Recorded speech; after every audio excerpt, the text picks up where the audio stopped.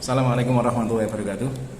Oh iya teman SMK, bagi sekolah SMK nanti di tahun ajaran 2022-2023 yang menggunakan kurikulum mereka, nanti di awal tahun ajaran kita akan memberikan materi tentang personal branding, yaitu mengajari siswa untuk mempromosikan dirinya masing-masing supaya dikenal masyarakat. Karena kita tahu siswa kita itu punya keterampilan yang bagus, tapi kalau tidak diajari untuk mempromosikan diri, saya yakin dia tidak akan dikenal masyarakat. Maka perlu kita berikan materi personal branding untuk anak-anak kita. Kita akan bicara masalah personal branding. Sebenarnya personal branding itu apa sih? Yaitu usaha untuk membranding diri atau membuat merek untuk diri kita sendiri. Terus fungsinya untuk apa? Personal branding.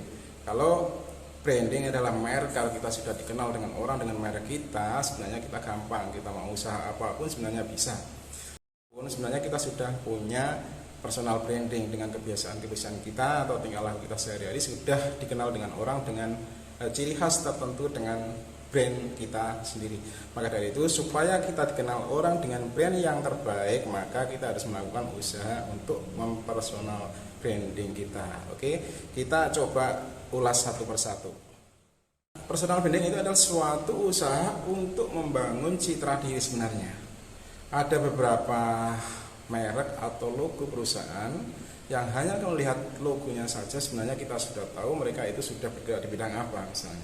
Contoh di gambar ini, kalau merek dengan Apple yang keruak sedikit kayak itu mesti punyanya netbook. Kemudian ada logo yang kedua adalah punyanya merek mobil. Kemudian lagi ada mereknya teman kita yaitu Pak Adi Barlan, yaitu desainer Indonesia, dan yang satu ini adalah dengan merek ini kita bisa melihat ini adalah salah satu penjahit di kota Semarang. Mari kita perhatikan orang-orang yang sukses membranding dirinya dengan tingkah laku atau mungkin kegiatan sehari-hari. Kalau di gambar ini adalah pasti Anda kenal ya, itu adalah Atta Halilintar. Dia YouTuber terkenal dari Indonesia. Kemudian kalau yang ini pastinya Anda kenal juga, Ria Ricis. Dengan merek brandingnya sebagai seorang YouTuber, dia juga terkenal di YouTube juga dengan penghasilan yang menggiurkan. Kalau yang ini kita mesti tahu, kalau orang SMK mesti tahu ini. Ini adalah Dirjen Vokasi Kemendikbud Bapak Wikan Sakarinto. Dia juga YouTuber juga. Dia terkenal juga kreator video juga untuk YouTube-nya. Yang satu lagi coba kita perhatikan, ini adalah gambarnya Ibu Ane Avanti. Kita tahu beliau adalah desainer fashion terkenal dari kota Semarang. Dengan melihat Bu Ane Avanti kita tahu bahwa beliau adalah seorang desainer. Padahal kita tahu juga beliau tidak hanya membranding dirinya baju saja. Itulah yang disebut dengan personal branding. Dengan melihat postur tubuh kita tahu usahanya. Jadi sebenarnya kita bisa membuat brand kita sendiri, tapi ada beberapa hal yang kita perlu perhatikan. Yang pertama, kita harus mengenal diri kita sendiri secara intensif. Personal branding itu sebenarnya adalah usaha untuk memperkenalkan diri kepada khalayak ramai. Kita mau dikenal sebagai apa, itu tergantung usaha kita. Kalau kita tidak mau memperkenalkan diri kepada orang lain, ya kita tidak akan dikenal. Maka langkah-langkah yang perlu kita ambil adalah kita harus sering mengenalkan diri kita kepada yang orang lain, baik itu kemampuan kita, keahlian kita, kemudian sifat yang baik yang kita miliki perlu kita personalisasi untuk diperkenalkan kepada orang lain. Kalau kita tidak mau memperkenalkan diri kepada orang lain bahwa kita punya sesuatu, mana mungkin kita dikenal orang lain. Kalau kita hanya suka main HP tapi tidak mau memperkenalkan kompetensi kita, atau hanya suka santai-santai tidur, orang tidak akan mengenal kita. Bahkan tahu kita punya keahlian apapun tidak mungkin diketahui mereka, sehingga kita harus sering-sering memperkenalkan diri kepada orang lain. Untuk membentuk personal branding ini, yang pertama kita lakukan adalah kita harus mengenal diri kita sendiri yang pertama. Tahu ciri khas spesifik kemampuan kita, keahlian kita, atau kekurangan kita. Kelebihan kita harus tahu, kedua kekurangan kita harus tahu, ketiga harapan kita atau cita-cita kita mau apa. Kita olah sehingga kita akan mengkomunikasikan kepada konsumen, kepada orang lain yang mau kita gunakan untuk personal branding kita, bisa lewat Facebook, Instagram, YouTube, Pinterest, kemudian TikTok dan lain sebagainya. Kemudian setelah sering itu kita lakukan secara kontinu, terus menerus, kita ulas satu persatu, yaitu pengenalan diri sendiri secara spesifik. Yang kita lakukan pertama adalah mengenal diri kita. Kita ini mempunyai kelebihan apa, misalnya public speakingnya bagus, kemudian tampilan menari, misalnya pintar gambar, kemudian supel dalam pergaulan, kemudian ceria, kemudian kerja, time outnya bagus. Itu adalah kelebihan kita.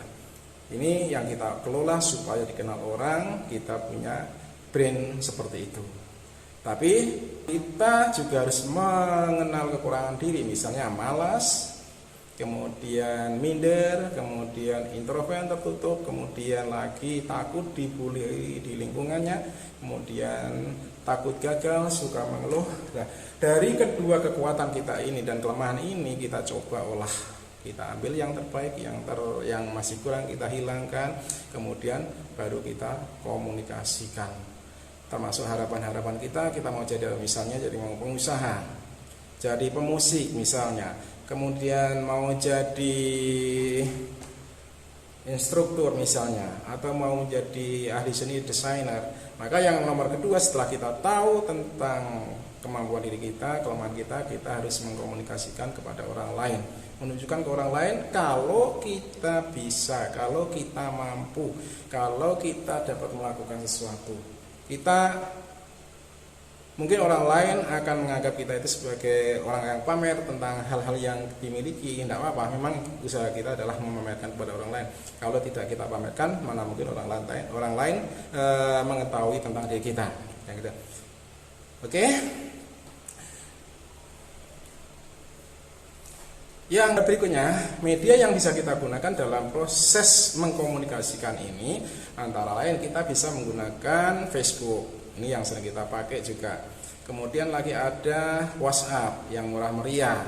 Kemudian ada lagi YouTube, kalau kita mau untuk mengembangkan brand kita melalui YouTube juga bisa. Ada TikTok yang sudah sangat digandrungi oleh orang-orang. Ada blogger, ada lagi Instagram, Pinterest, kemudian LinkedIn juga bisa kita gunakan untuk membranding diri sebenarnya. Tinggal kita bisa mampu memanfaatkan atau enggak. Langkah yang ketiga, kita harus sering-sering melakukan terus-menerus atau secara kontinu. Lakukan secara rutin, misalnya seminggu sekali atau sehari sekali, asalkan tidak rasa mengeluh yang kita gunakan untuk share, share ke orang lain. Kemampuan kita yang harus kita share atau pelajari minat audien yang memberi komen, mungkin itu bisa menjadi masukan. Pertimbangan masukan dari orang lain juga nanti akan membentuk branding kita di kemudian hari. Setelah kita mendapatkan brand terhadap diri kita, apapun nanti yang kita lakukan akan bisa dikenal orang lain dan dapat respon dari masyarakat. Bidang usaha juga begitu. Coba kita perhatikan, YouTuber terkenal pun sering melakukan hal itu. Kenapa? Dari orang terkenal, kalau membuka YouTube biasanya kalau lebih cepat daripada kita yang dari orang awam untuk membuat YouTube misalnya, atau membuka akun-akunnya lain. Karena mereka sudah mempunyai brand sendiri sebenarnya, sehingga tidak menutup kemungkinan dari hal sepele saja itu langsung menjadi terkenal. Itulah yang kita harapkan. Setelah nanti kalian lulus SMK atau lulus SMA atau apapun, yang penting kita punya brand, kita bisa melakukan kepada orang lain. Begitu. Terima kasih. Wassalamualaikum warahmatullahi wabarakatuh.